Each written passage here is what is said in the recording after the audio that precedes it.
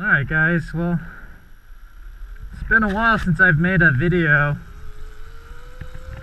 Last time I made a video was pretty much at the beginning of the pandemic here in the United States.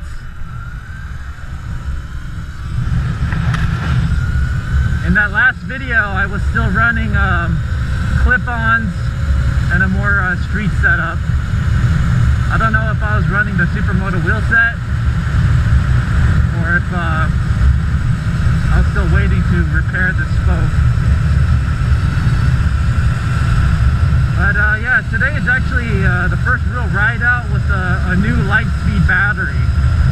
So I upgraded to the Sony VTC 6 cell battery pack from the Samsung, and just right off the bat, this just feels way more spunky. Definitely closer to the way my my LiPo pack felt. So that's actually pretty nice. So right now I'm just under 82 volts. According to the indicator, it says I have about 92%. That's fairly accurate from resting voltage standpoints. Right now I'm actually running a 64T sprocket, so it's like one of the biggest rear sprockets you can get. And we'll see.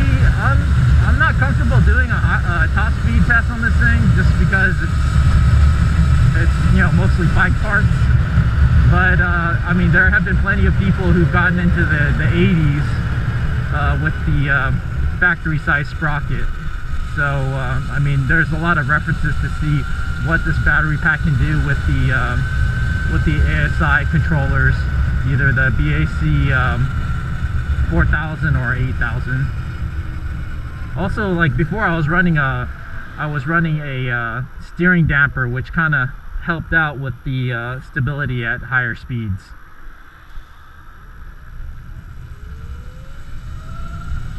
Anyhow, besides getting this new battery, I kind of really wanted to go out on a ride because I've had this bike for 2 years, 2 years to the day.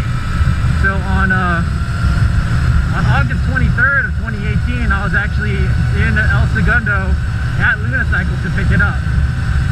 So right now we have no problem hitting 50 with the 64T sprocket.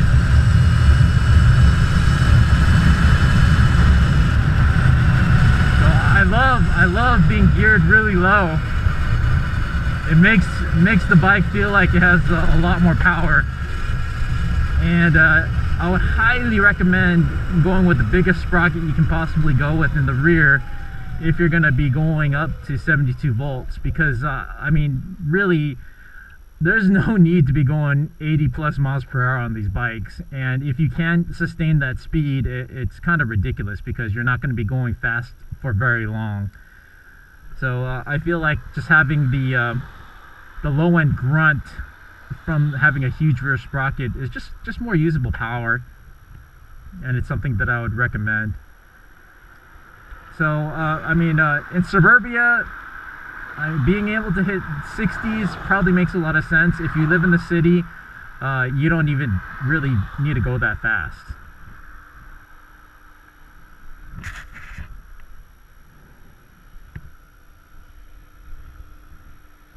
So yeah, just yeah, before I had clip-ons attached directly to the forks, and I had a steering damper that was attached, and I was using a keyless system, and then my keyless actually crapped out, so I took off the steering damper so I'd have clearance to put the key back in.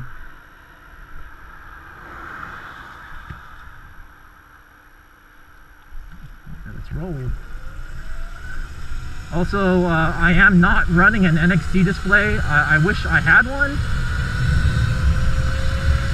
I'll probably get one whenever they have a wireless model.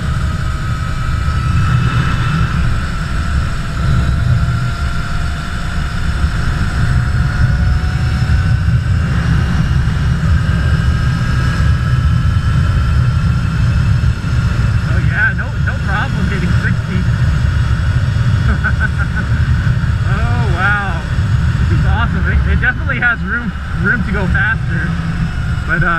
but I'm not feeling it. I'm not feeling it. So yeah, this Lightspeed battery is kicking ass. Definitely better than the older Samsung 32 cells that they had been using in their older models. So the Sony VTC6 definitely has a lot more kick. I think the max discharge rate is literally double what the Samsungs are.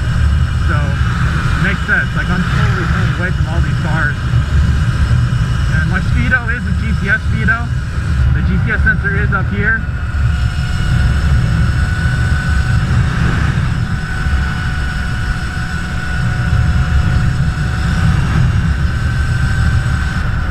Yeah, this is a blast. I'm really glad I'm able to open it up. It's pretty hot today too. I think it's in the 90s here in California. Been going through a bit of heat wave. There's some fire tornadoes. Lots of wildfires. So yeah, back when I recorded my last video, it was at the beginning of the pandemic, and most people ended up telecommuting a lot if they kept their jobs, and that's pretty much what happened to me. So I wasn't doing a whole lot of riding after that. And then I ordered the new battery.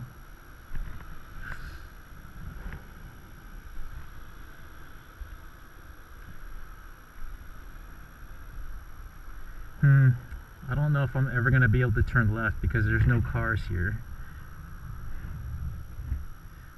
We'll see.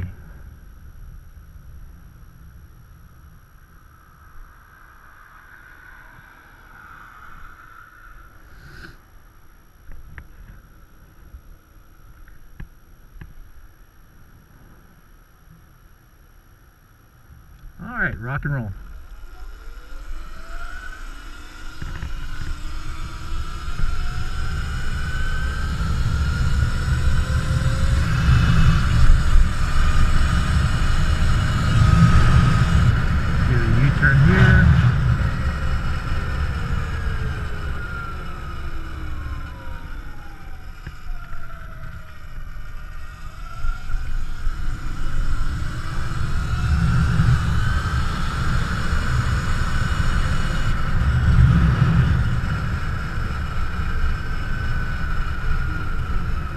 Another big reason why I got rid of the clip-ons is because, like, there's a lot of these decommissioned railroad tracks around my around where I live, so there's lots of places for me to actually ride on dirt without having to actually trailer my bike over to like an OHV park.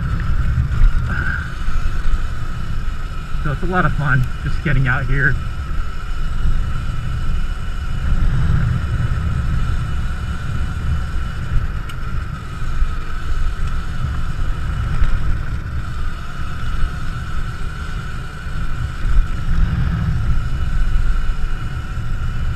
Oftentimes there are people out here walking their dogs, riding horses and riding mountain bikes, but in the middle of the day, there's no one out here, so it's pretty nice being able to ride around without any foot traffic around, or, you know, people giving you dirty looks.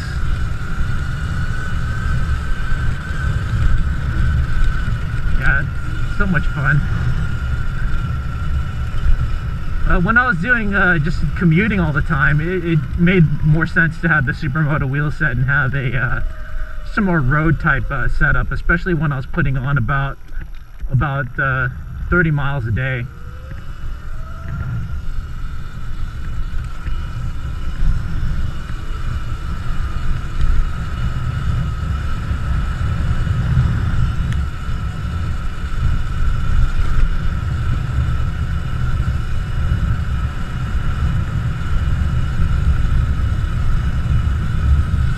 So this bike does change quite a bit. I'm always making modifications on it to, you know, I get bored, but it's been this way for a while. It hasn't changed that much. So I'm back to running the factory sur-ron bars. I'm not running any type of riser. I got my GPS speedo. I'm not running any type of display that is connected to the actual bike. The my battery display is connected directly to the battery, and that's pretty much that. The tune on my ASI, the VAC 4000, is one from like mid 2019, so it's a really old tune, and it's definitely not as refined as what Alan is pushing out right now with his NXT builds. But you know, it was stable for me, and it worked out great for commuting and riding every day. Like I just could not keep up with the updates, and just taking out the NXT display and having to you know, update it. And you know, in reality, like when I did have the NXT, what I should have done is, like, once I found like a setting, just left it, you know, and not worry about having the latest firmware update. I mean, but now, since I'm not commuting, you know, it would be kind of nice to have something like that to tinker with. But again, you know, it's like once there is a wireless model, that's the one I want. I like riding through there. Let's go back down through that.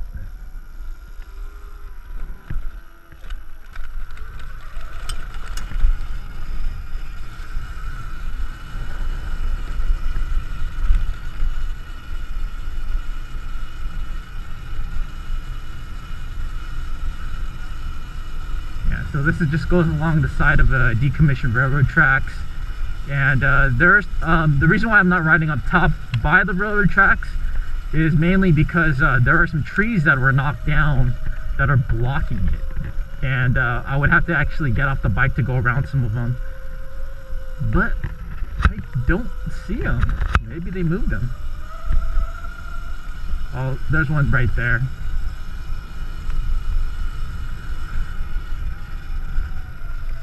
So this is one part that is blocked off, but there's one further back there.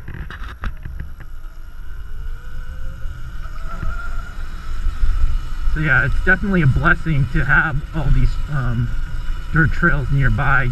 I know there's another sur-ron owner that actually rides on like the mountain bike portion of the Fullerton Loop, but you know, I don't think people should be poaching trails on something like this when there's clear signage not to ride motorized vehicles on that portion of the trail. This is actually also part of the Fullerton Loop, but it goes alongside the decommissioned railroad track, so this is it's all right.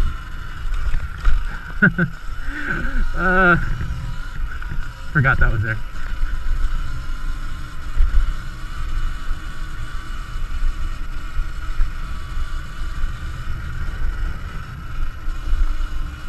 Alright, so what I want to do, since I've had this bike for 2 years, is I've actually really wanted to update my Endless Sphere thread for the longest time, but it takes a while, you know, to type something up and, you know, put all the pictures in there, and just shooting a video and throwing it up on YouTube is way quicker, especially, you know, for someone like me who doesn't actually edit anything. I just put the video up there. I don't have a cool intro like Hades Omega or other sur-ron guys, but I'll definitely find a spot where I can stop and do just a quick walk around on this bike to show what I've done to it, because a lot of people do ask questions. It's like, oh, you know, you got brakes, you got blinkers, you know, what do you got? And I'll go over just briefly how easy it is to set this stuff up. I mean, it's not hard.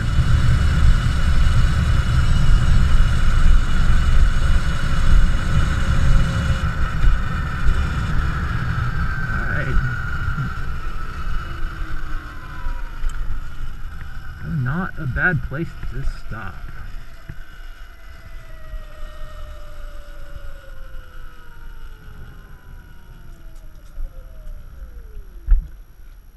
That was just about 5 miles. So yeah, that's the new Lightspeed battery. The strap is a different color, and the little voltage display is actually built into it now. I guess Chris over at Lightspeed just finally decided just to do it by default rather than have it as an option. So I'm running literally everything I bought on this is off Amazon. This Marzocchi fender came off one of my old drop-off forks from a Kona Stinky I used to have. These lights are just LED lights from Amazon, and then these are like little brackets also from Amazon. And I went with white halos. I didn't want like blue or green or anything like that because that would just draw too much attention. And then the high beam switch actually just turns on the LED light, and if you cycle through it, that's the low beam, and then you get the strobe. So pretty good for when you're commuting.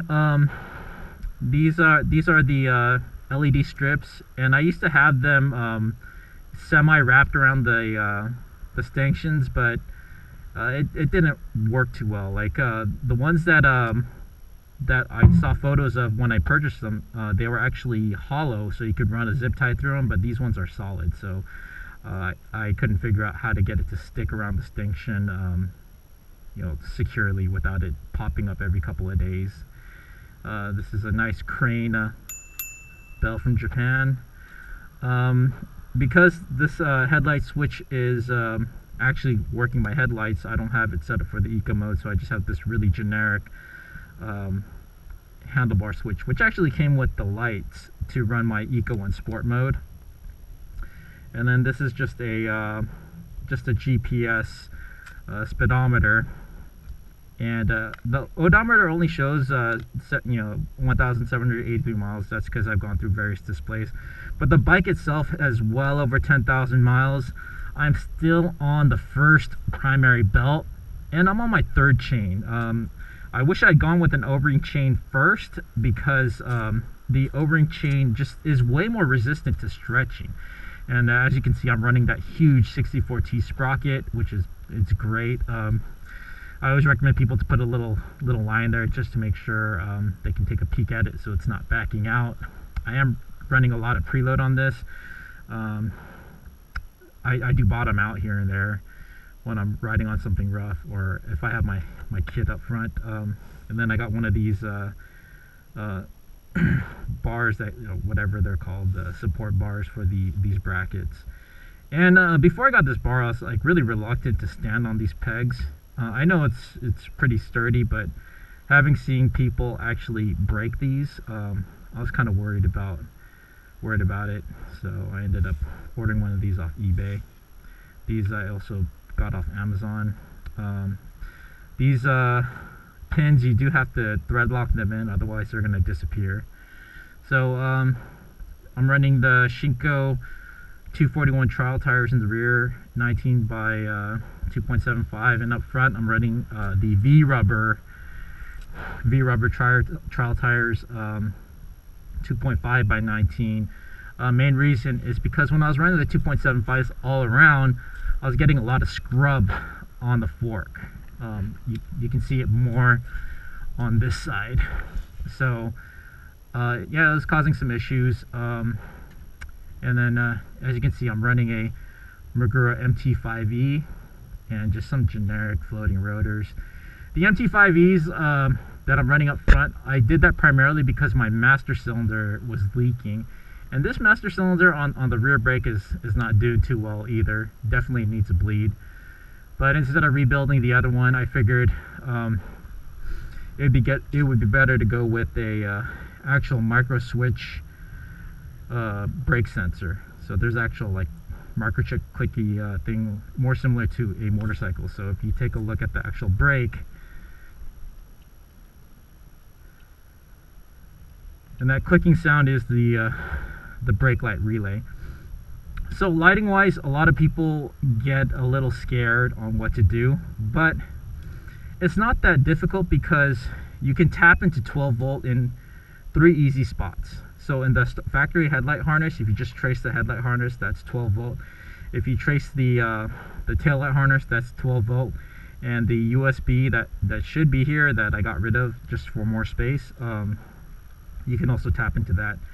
The main reason why I got rid of a lot of that stuff is because there are 2 relays in there. I got my flashing relay and I have my brake light relay in there. And before, when I had like the USB and everything in there, there was just no space, and I actually put my my Bosch relay for my brake light outside of the bike because there was just no space to stuff all the stuff in there. As you can see, there's a bunch of wires going in there from from my signal horn.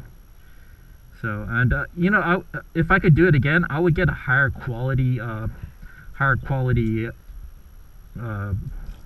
I guess controls over here, because I like the ones where you can push in to cancel. These ones you have to actually manually go back to center to shut it off.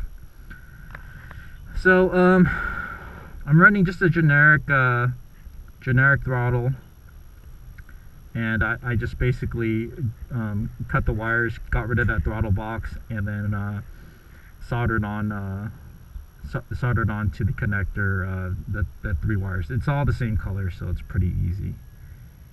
And I think that's pretty much it about this bike.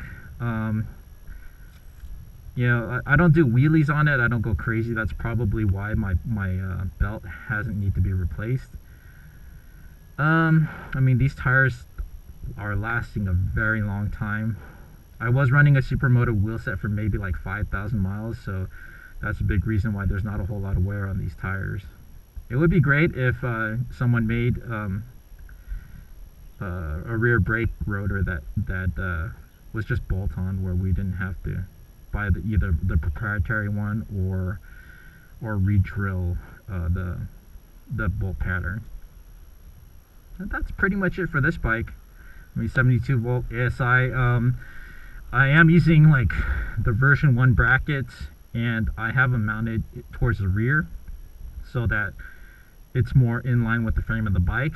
Normally it mounts up to this front bolt and it kind of sticks out a little, and yeah, I just thought it looks better like this. I mean, you could still kind of see some of the wires peeking out, but other than that, it doesn't bother me too much. I know if you look in the front, you can see some of the wires down here, and you know, that could be some concern to some people.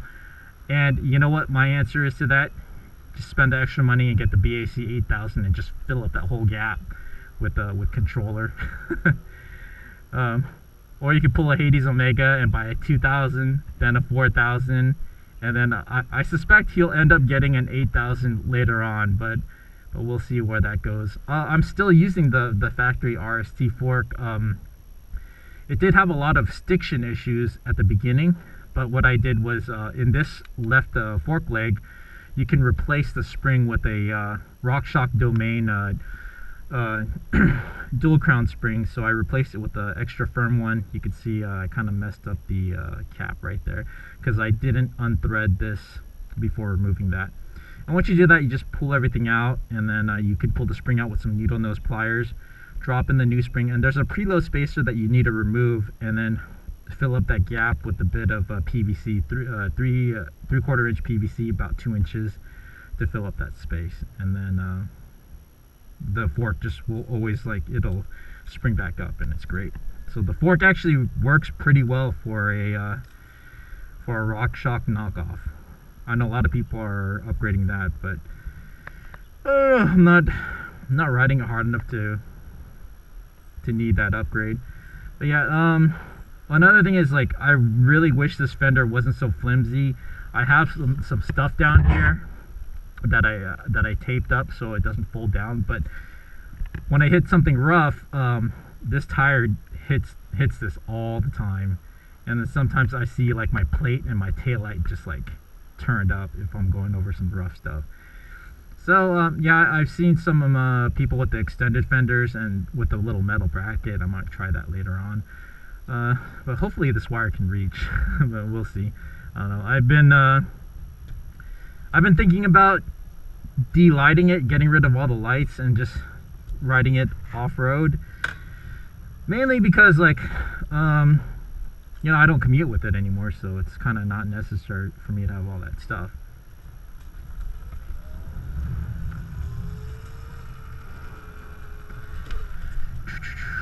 So you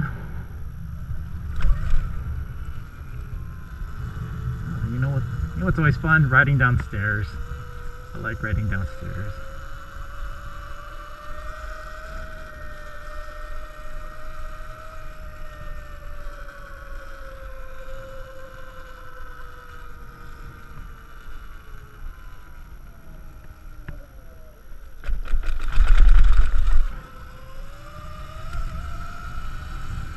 And reach back, make sure my light's still there.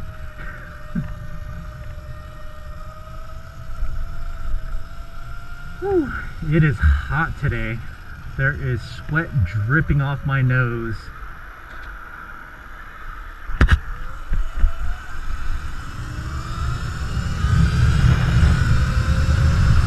yeah, I mean, this bike is essentially a motorcycle, so I ride it as such. And I'm sure most people that see it on the street think it's a motorcycle too. I mean, here I am just cruising in suburbia at 50 miles an hour.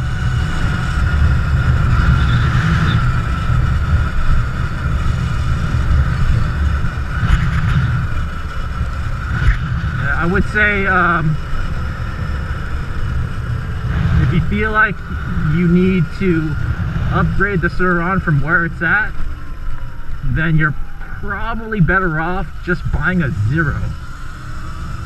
Just get a Zero FX, you know, for, I don't know, it's about $8 grand for the lower model.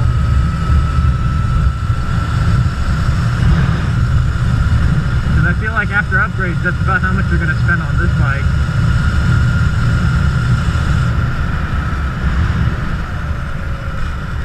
I was not very happy with the unveiling of Cleveland Cycle Works' Falcon. They were bragging about how they were going to release a bike that would be in between the CSE City Slicker and the Zero FX in terms of price and performance, and be street legal and all that. But it ended up costing more than the Zero FX. I'm not surprised though, because you know they're building all that in the United States.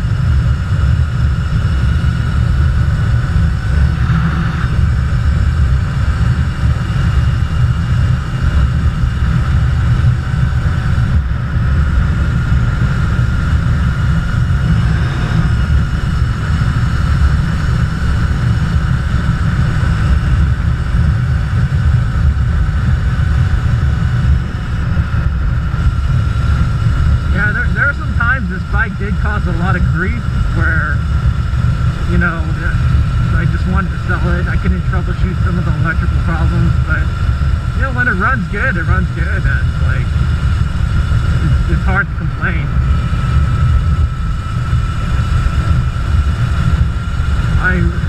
You know, right now it's like I still have that issue with the range not being far enough, especially if you're riding it like it's a motorcycle at you know 45 plus. Like I haven't been able to range up this new battery, but if it's like the old one where you're consuming about 1 amp hour per mile at 45 miles an hour, you know, realistically that's maybe 25 miles per battery.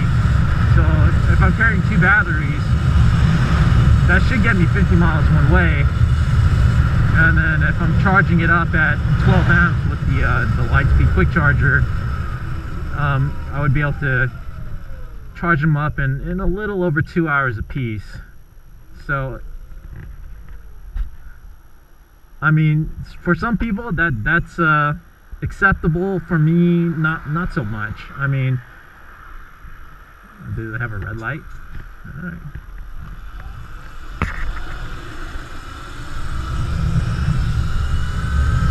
I'm still in the whole mindset of like, it's really nice, like when you need more fuel, just being able to stop at a gas station for 5 minutes and just topping off and being able to ride again. Like I definitely don't like the electronic tether of the bike.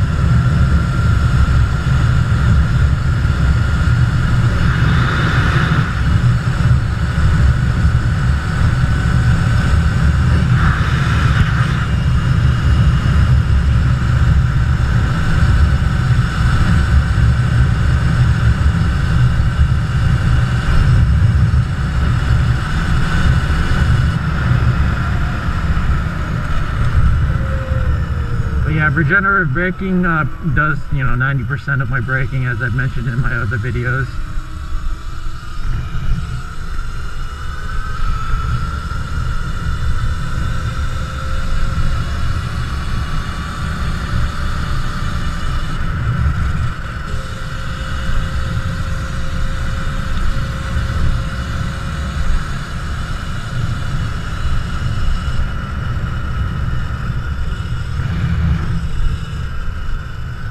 Surprisingly, I actually don't miss my Supermoto wheel set. I mean, these Trials tires, they feel great on and off the road. It's a good compromise. I know there are people that will not compromise in either direction. Like, they gotta have like the stickiest street tires, and if they're riding dirt, they gotta stick with the knobbiest dirt tires.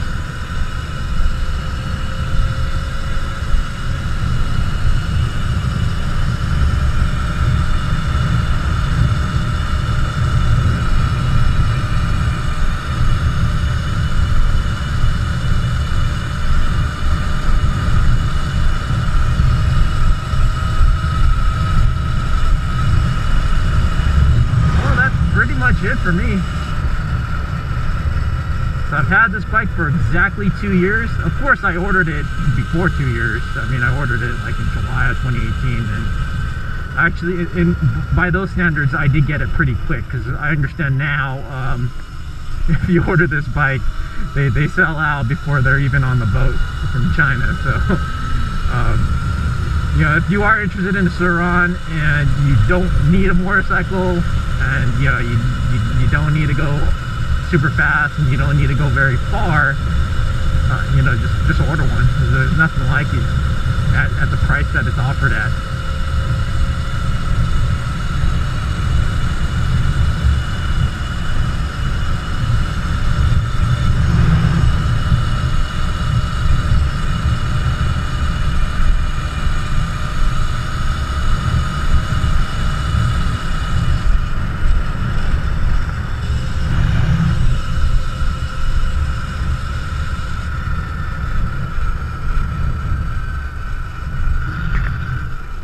This looks like as good a spot of any to end this video.